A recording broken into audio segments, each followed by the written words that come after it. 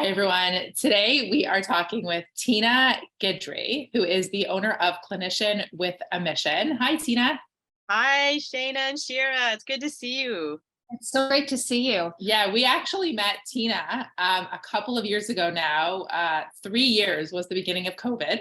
Yeah. And Tina was kind of the expert in all things telehealth. And so we reached out to Tina and we did a joint webinar. And I know that our members in our community got a ton of value for it. Not just our members, I was going through a personal crisis then in terms of how do I get up online? What do I do? And it was great because we did this joint webinar and Tina gave us so much advice. It was awesome. So thank you for that. You were ahead of the curve then. And I think you're kind of always like on the forefront of the next thing that's coming up. So we're really excited to hear from you. Thank you. Thank you. Yes, those were weird times, but exciting. And look at you now. You're up and running and you've gone way past anything that I would have recommended, but you're doing wonderful. And I've been tracking how you're helping BCBAs, RBTs, BCABAs all around the world. So congratulations. Thank you. What we love about it is also the people we get to meet. So we're very grateful for all the collaboration and people that we're able to meet. So with that, if you can give us a brief introduction on your background, how you got into ABA and a little bit about you. Thank you for asking. Yeah, my background is I started back in the 90s and I was being called every day by my son's school. I was on speed dial and they were like, we don't know what to do. Your kid's running up and down the hallways. He's telling everybody he's going to call his mom. You know, he doesn't want to stay in the classroom. And I was like, well, that's funny. He doesn't act like that at home, you know. So my little guy had an emerging mood disorder, and I was thrown into the world of advocacy, and I didn't know what I was doing, right? And so I decided to go back to school and learn more about behavior, so I could help him and what was going on with him. And then a beautiful professor, he became my mentor and my advisor, Dr. Craig Kennedy, kind of recruited me and he said, hey, I think you'd be really interested in ABA. And I said, what is this? And so I became a student. I went and got my master's. I became a research assistant, and I worked in a beautiful combination program where I did experimental analysis in the lab, and then I did applied behavior analysis out in schools and residential communities. So I had this beautiful amalgamation of experiences that really kind of brought to the forefront where my interest really did lie. My passion was helping people with disabilities and really specifically in mental health. And so, and that was personally going to benefit me and my family and my child, but then I could apply it to working in the communities. And so I did end up publishing in behavioral pharmacology journals on positive and negative reinforcement with animals, and then publishing with my professors in applied behavior analysis. And so the day came, though, you know, grants were paying me to work in the communities and work in the labs. And then they came, I had to graduate and go get a job, right? And so I tell people that was 25 years ago, and I'm still looking for a job.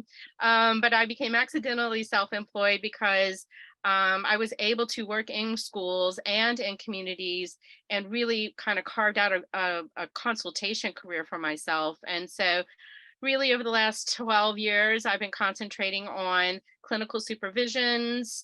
I do case consultations with different companies who have high intensity cases.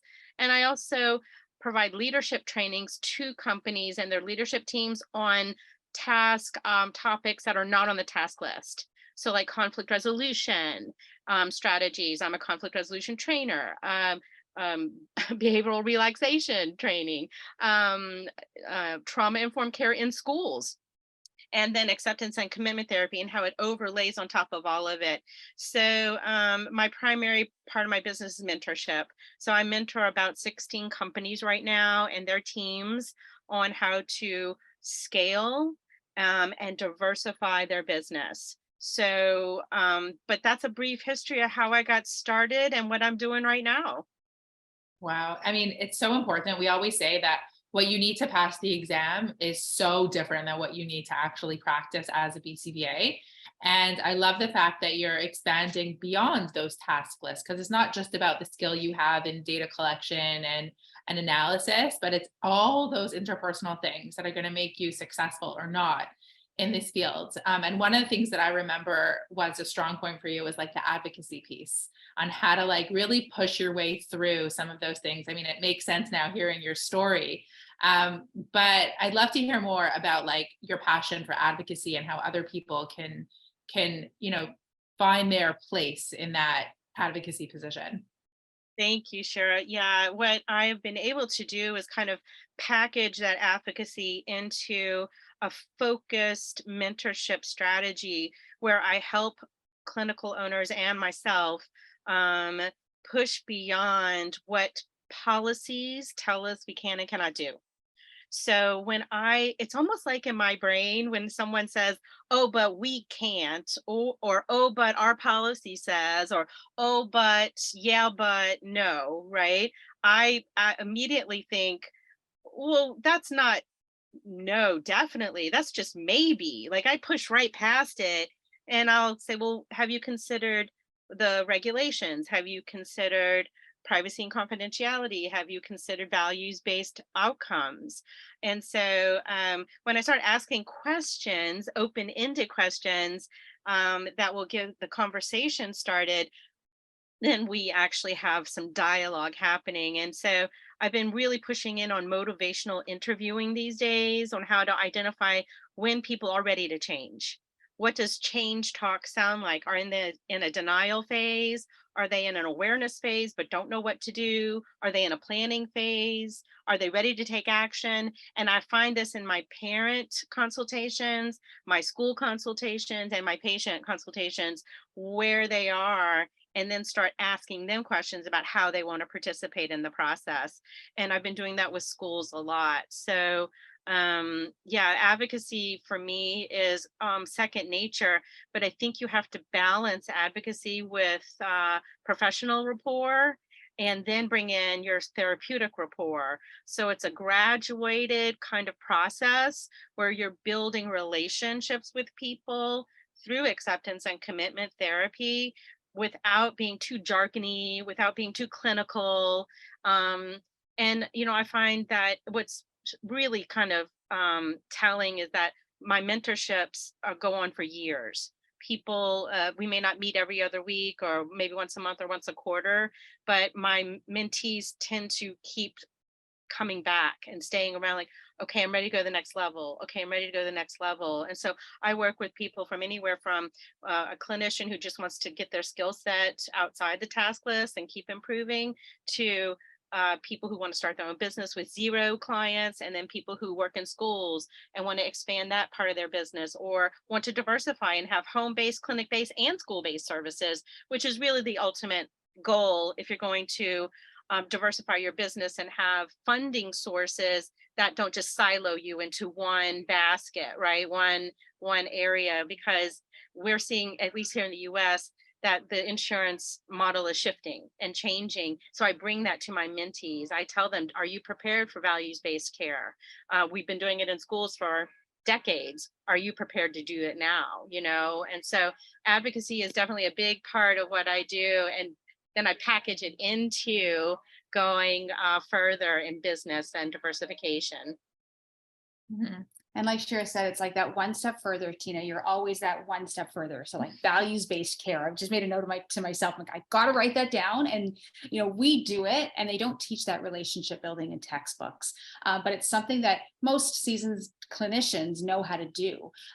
But newer BCBAs need that mentorship typically to say, okay, well, did that conversation not go right? How can I improve on this? Should I call it parent training? Should I call it parent coaching? Just little words and that type of thing as well. Well, I had a conversation with a parent, and it was in person, and they offered me a glass of water. Could I take it? The answer is yes, take the water. It's relationship building. But that values-based care needs to go not just with parents, but also with the clients you're working with. And that is massive. And I love that you are taking that mentorship piece, even that one step further, because everybody, whether you're, a new clinician or a seasoned clinician, it's great to bounce ideas off of everybody. Shira and I do it all the time. It's awesome. And we forget that not everybody has, a Shira to that Shayna, right? Or Shayna to that Shira. That's right. Names don't have to go together. They don't. In this case, they do. But you guys are so fortunate to have each other, and that in itself is a mentorship, right? Process. And so that's what I'm, really focusing on is how do I share more of what I know? How do I share more of me? And I was telling you guys earlier a few weeks ago that one of my mentees actually chastised me, and she said, "So Tina, you've been helping me grow my business for the last 7 years. What are you doing?" And I said, "Oh, I'm happy the way I am." She said, "No, you need to think about letting people know what you do and who you are." I said, "Well, I'll think about it." But yeah, she lit a fire underneath me, and I thought, yeah, okay, it's time to jump in. It's time to expand. So tell us, what are you doing now, and how are you improving and on that cutting edge like you always are? Thank you for asking. Well, a big catchphrase here in the US, and really it's spreading around everywhere, is values-based outcomes, and how to measure outcomes for our patients and families. And then the insurance funders are going to attach funding to the outcomes of your entire organization, not just one child. So if you have 80% of improvement, then they'll do a package rate for you. And a lot of clinical owners aren't ready for this, but we've been doing this in schools for decades, right? So we look at a school and we measure how are the students performing, right? We have performance measure outcomes in schools. So it's a shift for the clinical world, but not a shift for clinicians who work in schools. And so I want to help people understand that piece. So what I did was I started a membership site. So my membership is going to offer courses on topics outside of the task list. So acceptance and commitment therapy for yourself and for families and for teachers, trauma-informed care for schools, motivational interviewing when working with clients and colleagues and parents. Another one is making sure that we understand conflict resolution strategies. How do you identify someone who is having an obstacle and it becomes a conflict, so a barrier to move forward? What words do you say? Well, we may have training and responding to someone who's having a high intensity physical aggression or property destruction or elopement, but how do you respond to someone who is just rigid and refusing? What words are you going to say, right? What kind of verbal strategies do you have? And so I was trained by a psychologist who's a leader in the field, and really went through some intense training back in 2012 with a psychiatrist. And so I had a huge awakening that my words were so powerful, and what I say and how I say it is very powerful. And that's where acceptance and commitment therapy came in. And I was a resistor to ACT for a while. I was like, I don't want to learn something new. But back in 2017, I did an 8-hour course over the course of 8 months. And it was an amazing experience. And it's really changed how I practice now as a practitioner, and I want to share that. So by starting a membership through clinicianwithamission.com, I'm starting the first membership phase is Clinical Connection. And so it's only $97 for the month. And for $97, you get me once a month, a personal session where we do question and answers. We'll also do some groups. You'll have access to all the courses and videos. So it's just my way of trying to help more people. And I just don't have all the hours in the week to provide it to everybody who would like the help. And I want to make it affordable. I found that a lot of people can't afford those high dollar rates for mentorship and supervision. But if I gave you a one flat fee and you have all of these materials and all of this access to me and coaching and mentorship, then it does have bang for its buck. And I'm a CEU provider. So every course that you finish, you get a certificate. And it's, again, topics that are not on the task list. So I really want to bring those professionals who are ready to go to the next level, so that they can diversify their business, their consultation, and help more people, not just children with one diagnostic condition, where we're siloed right now in the insurance funding world. You will only be funded for one diagnostic category. Every now and then you get an exception made for outside of that category. So, and don't get me wrong, that's needed, it's important, and it was fought for so long, but we can't sit and just provide our services to one group of people. How is that diversified, right? And so in schools, they let you work with all the children, no matter what their disability condition might be. Even if they don't have a disability, they will let you help them, right? So they're inviting us in. Schools are begging for help. Schools are begging for help for their teachers. The teachers need support. And the children and the students who are having trouble with anxiety and depression and mood disorders, emerging psychosis, and how do you identify it and how do you work with it? So that's where my mission is really to help people upskill so that they can work in diverse communities with diverse people and cultures. And when you're only working with an insurance community, you're really only working with one segment of the population, right? So you're really not diversified in your funding or in the people that you serve and their access to services. But schools have all the communities, all the people who can afford insurance and can't afford insurance, and from different cultures, from different backgrounds. That's true diversification. So that's where my mission is, clinician with a mission.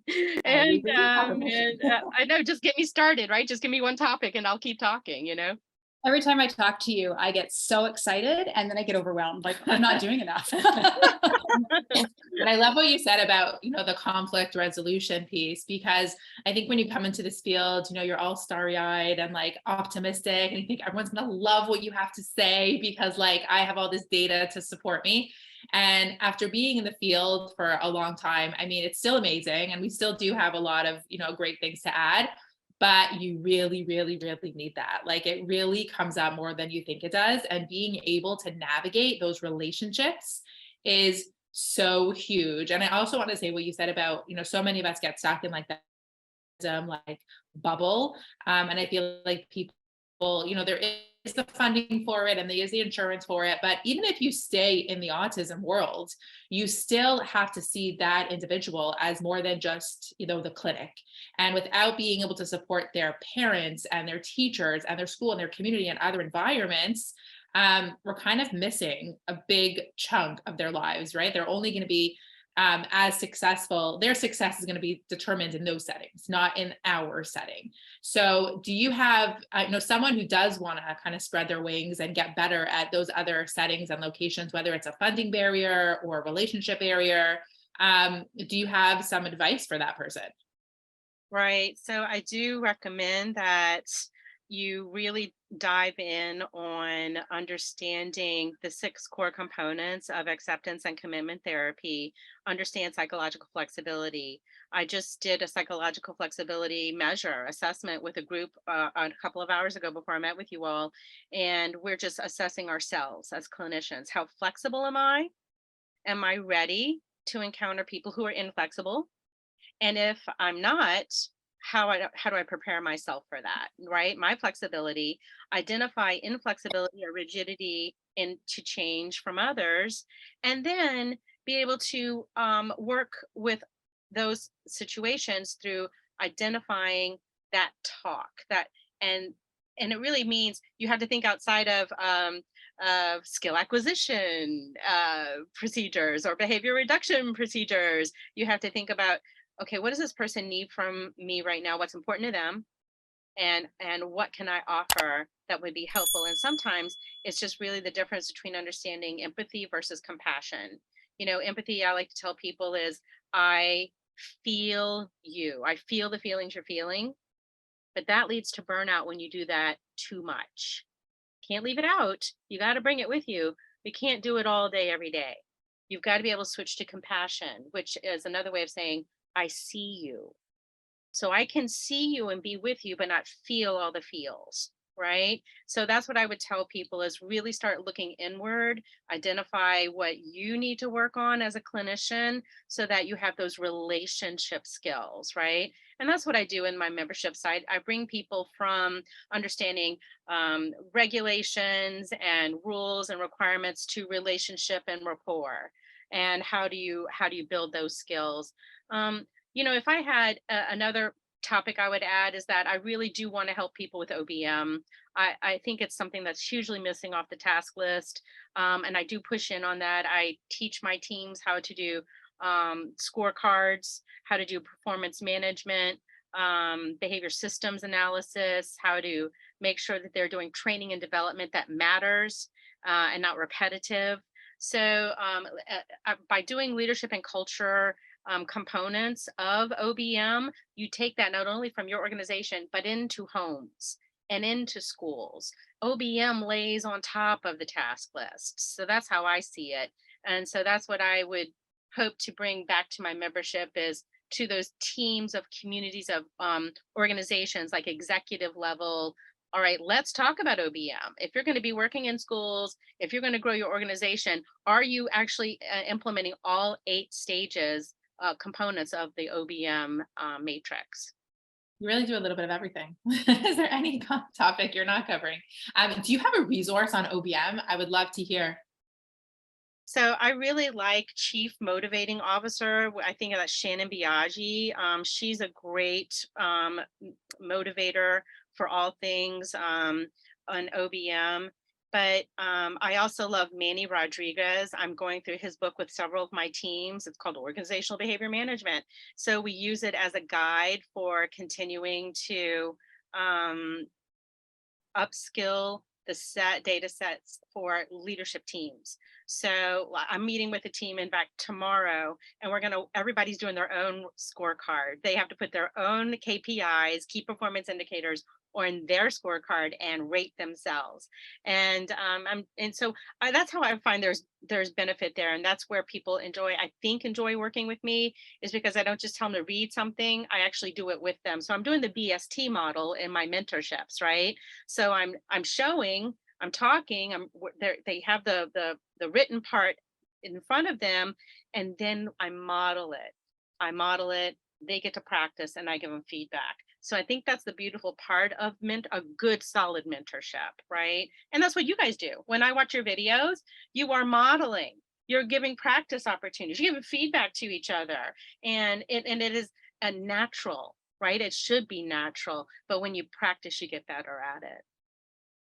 So I'm even a little overwhelmed in all the topics now. I need to go research after talking to you. But if there was a new BCBA just getting into the field, I would imagine the overwhelm is even greater. Do you have any advice for them? Yeah, so to new BCBAs, I would say you need to find a strong mentor. You need to be okay with growing slowly and growing over time. Give yourself a good 5 years. 5 years to grow, to learn, develop. Then you can offer mentorship to others, right? But you need at least that 5 years. But that's the big piece that I would offer. What would you all say? Same. I think it's a little bit of like, I love what you said about compassion, humility, always be learning. I think we come into this field, like I said, like just so zealous and like wanting to overachieve. And then like, you kind of learn some things the hard way. You don't need to do everything all at once, right? Like yes, you write the exam and it gives you, I guess, that license to do anything that you want to do, but really it's, you hit the ground running for sure. But, if you take on too much at once, it leads to a lot of burnout. So, go slowly, grab a mentor, and, stay with your passion. Right? I'm totally amen and amen. I think I accidentally had great mentors. So I think if you are purposeful about finding a mentor, find someone, diversify it, make sure you find someone who understands medical, make sure you understand someone who understands educational, right? There are different components to really grab. If someone had told me I would be doing OBM, 10 years ago, I would be like, no, I don't think so. I really like what I'm doing right now. But what I was doing was OBM. I was teaching schools how to put systems in place, right? Mm-hmm. I was teaching families how to put systems in place. So, that's OBM. Okay, right? And so that it's just having the language connected to my actions, right? So, ladies, it's been wonderful. Thank you so much for spending so much time with me. I'm honored. Tina, you're doing a webinar for us in September. It's September 20th for everybody who wants to join. It's 12 p.m. Eastern Standard Time on Wednesday, September 20th. It's an ethics credit as well. So any of you who need ethics, come join. But even better than that, I actually really like the topic, diversifying your practice to include school contracts. And in that webinar, you're going to be talking about, part of the ethical code, but also about school contracts. You want to give us a little bit of a preview about what's going to happen there? Absolutely. We're going to talk about, number one, a business plan and what that looks like, all the components. And I have a booklet I'll be sharing to anybody who wants it. It'll be a free resource. And it covers all the components of making sure you have a solid business plan, and it addresses those OBM pieces. So I'll be walking everyone through that, and then really packing in different funding sources, so that I hear a lot of time, oh, it's so hard to work in schools, that they're resistant. They say we can't be there. They have a policy, but insurance is hard. And it takes 4 months to 6 months to get credentialed with insurance. But in schools, it takes 30 days, right? So it's going to be hard. Running a business is hard.